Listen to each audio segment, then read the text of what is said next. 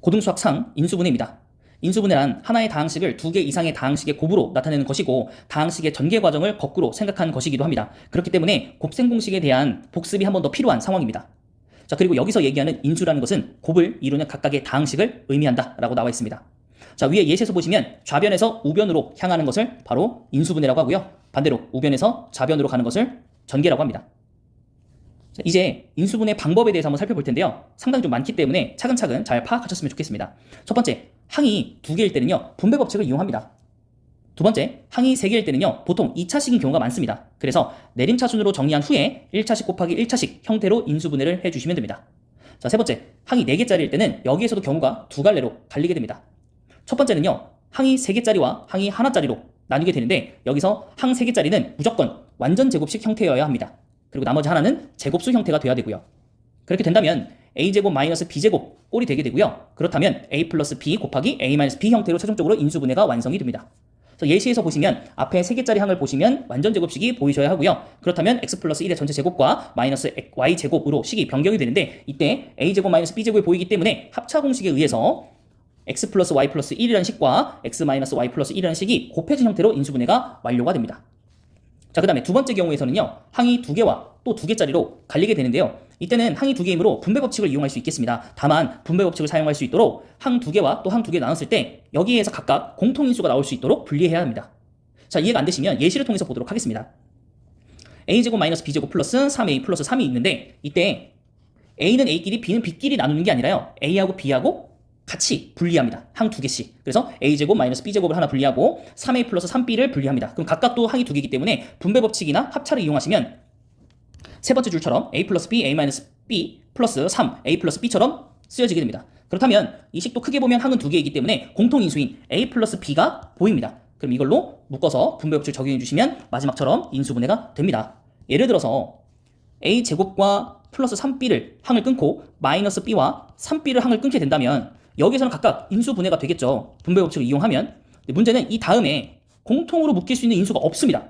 이러면 분배 법칙으로 마무리가 안 되겠죠. 그래서 공통인수가 나올 수 있도록 항을 처음부터 2개씩 나눌 때 좀 머리를 많이 써야 됩니다. 그렇기 때문에 항 2개짜리와 2개짜리를 분리할 때는 눈치가 상당히 높아야 됩니다. 네, 그래서 많은 연습을 통해서 보완할 수밖에 없겠죠. 네, 자, 그 다음에 5항짜리입니다. 이것은 우리가 중학교 때는 거의 학습을 하지 않았던 형태이기 때문에 특별히 집중을 좀 해서 학습을 하셔야 되겠습니다. 한 문자에 대해서 내림차순을 정리한 후에요, 3항짜리가 되기 때문에 보통 인수분해 방법을 적용하고요, 그 이외의 방법도 사용할 수 있습니다. 자, 그래서 밑에 예시에서 보시면 x제곱 플러스 xy 마이너스 5x 마이너스 2y 플러스 6이라는 다항식이 있는데 문자가 두 종류죠. 그래서 x에 대한 내림차순으로 할 수도 있고 y에 대한 내림차순으로 문제를 풀 수도 있는데요. 예시에서는 y에 대한 내림차순으로 적용을 했습니다. 그래서 y가 1차가 있기 때문에 동류항으로서 묶이게 되고요. 나머지 상수항끼리도 인수분해가 되기 때문에 x-2, x-3으로 인수분해를 합니다. 그렇게 되면 크게 보면 항이 2개로 갈리게 되죠. 이러면 분배 법칙으로서 인수분해를 마무리해 주시면 됩니다. 자, 그런데 x에 대해서 내림차순을 하면 어떻게 되나요? 라는 걸 질문하시겠죠. 그리고 보통은 우리가 x에 대해서 내림차순을 더 많이 합니다. 그러면 x제곱, 그 다음에 1차식이 2개이기 때문에 y-5에 가로치고 x 써줍니다. 그리고 마이너스 2y 플러스 6이 상수항이 되는데 여기에서 앞에가 y이기 때문에 이 뒤에를 센스 있게 마이너스 2로 묶어주셔야만 합니다. 자, 그러면 3항짜리 인수분해 방법을 적용해 본다면 2차식을 1차식 곱하기 1차식으로 표현해 줘야 되기 때문에 알맞게 각각의 항을 써주신 다음에 가운데 항을 전개해서 나올 수 있도록 플러스 마이너스를 분배해 주시면 됩니다. 자, 그래서 이런 방식들이 있다. 자, 그 다음 이것 말고도 인수분해 방법은 심화가 있습니다. 첫 번째는 치환 인수분해입니다. 이것도 사실은 중학교 때 보긴 했었습니다. 치환 인수분해라는 건. 자, 그래서 치환이라는 건 보통 어떤 것을 바꿔주는 거죠. 바꾸는 이유는 복잡하니까 간단하게 바꿔주는 거죠. 자, 그래서 예시를 보시면 x제곱 플러스 1이 2번 반복하고 있습니다. 그래서 이것을 t라는 문자로 간소화시키면 t제곱 마이너스 2t 마이너스 15라는 걸로 써줄 수 있는데 그럼 항이 3개짜리이기 때문에 앞선 방법을 이용해서 t-5, t 플러스 3의 인수 형태로 바꿔줄 수 있겠습니다. 그리고 치환의 끝은 항상 되돌려줌입니다. 그래서 t를요, x제곱 플러스 1로 다시 돌려주고 정리해주면 x제곱 마이너스 4, x제곱 플러스 4의 인수분해 형태로 되어주게 되는데 앞에 확인해 보시면 제곱 마이너스 제곱 형태이므로 합차 공식을 적용할 수 있습니다. 그래서 추가 인수분해를 해주시면 x-2, x 플러스 2, x제곱 플러스 4인 인수분해 형태로 마무리를 해줄 수 있게 됩니다. 자, 오른쪽에 보시면 두 번째 방법인데요. 예시 첫 번째 식을 보면 어떠한 반복되는 부분을 볼 수가 없습니다. 그래서 일부를 전개해서 같은 부분이 나올 수 있도록 해주면 됩니다. 그래서 앞에 2개와 그 다음에 뒤에 2개를 순서적으로 전개를 하시면 x제곱 마이너스 x가 공통으로 나올 수 있게 됨을 알 수 있습니다. 그럼 이거를 t로 치환해 주신 다음에 전체 전개를 해서 항 3개짜리인 인수분해 방법을 적용해서 그리고 다시 돌려주면 x제곱 마이너스 x 마이너스 6과 x제곱 마이너스 x 마이너스 8이라는 식으로 인수분해가 됩니다. 그런데 이것도 3항짜리 인수분해가 또 적용이 되기 때문에 마지막으로 다시 다시 인수분해 해주면 앞에만 x 플러스 2, x 마이너스 3으로 인수분해가 되고요. 뒤에 x제곱 마이너스 x 마이너스 8은 인수분해가 되지 않기 때문에 그냥 그대로 적어주시면 됩니다. 그래서 치환을 통해서 인수분해하는 이렇게 할 수 있겠습니다. 자, 그 다음은 보기차식 인수분해입니다. 자, 이것은 우리가 고등부에 와서 처음 다뤄보는 거고요. 사실은 우리가 앞에서 곱셈 공식에서 한번 해봤습니다. 어떤 거였냐면 x제곱 플러스 xy 플러스 y제곱과 x제곱 마이너스 xy 플러스 y제곱을 전개하면 x4제곱 플러스 x제곱 y제곱 플러스 y4제곱이라고 했는데요. 이걸 역으로 가면 이 앞에와 뒤에만 보고 완전 제곱식을 써줄 겁니다. 그럴 때 부호는 플러스가 올지 마이너스가 올지 몰라서 우리가 한 번씩 해봐야 됩니다. 그래서 플러스를 적어주게 되면 여기의 식은 2x의 제곱 y제곱인데 본식은 x제곱 y제곱이므로 여기에 마이너스 x제곱 y제곱을 해줘야 합니다. 그렇게 되면 결론 제곱 빼기 제곱 형태가 되기 때문에 이것을 합차 공식을 이용하면 좌변처럼 쓸 수 있습니다. 이것을 바로 복 2차식 인수분해라고 합니다. 2차식이 복수로 있다라는 거예요. 여기처럼 x제곱의 제곱 형태 이런 식. 이해되셨죠? 자, 그래서 이것을 치환해서 적용하는 걸 보여드린다면 우선 t로 치환을 해줍니다. 그리고 나서 이것을 3개짜리 항을 완전 제곱식을 굳이 만듭니다. 그리고 이쪽은 빼기를 만들어주는 거죠. 그러면 얘는 완전 제곱식을 묶일 거고요. 치환한 걸 다시 원래 문자로 돌려주면 x제곱 플러스 2의 전체 제곱에 마이너스 x제곱이 되기 때문에 제곱 빼기 제곱이므로 합차 공식에 의해서 인수분해를 적용해 주시면 됩니다.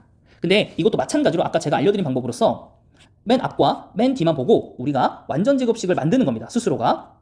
그랬을 때 플러스가 올지 마이너스가 올지는 모르지만 여기 형태가 어떻게? 마이너스 제곱 형태가 와야겠죠? 그렇다면 플러스가 와야 된다는 걸 금방 알 수 있습니다. 왜냐? 이것을 전개하면 4x의 제곱인데 실제 식은 3x 제곱이므로 하나를 빼줘야 되거든요. 이렇게. 그래서 이것을 나중에 합차 공식을 이용해서 인수분해 해주게 되면 치환을 하는 것보다는 조금 더 빠르게 정리할 수 있기 때문에 이 방법을 좀 연구를 하시는 게 더 좋을 거라고 생각이 듭니다. 자, 그리고 이제는 인수분해 방법 심화 2입니다. 자, 이번엔 인수정리와 조립제법을 이용해서 인수분해를 한번 해볼 겁니다.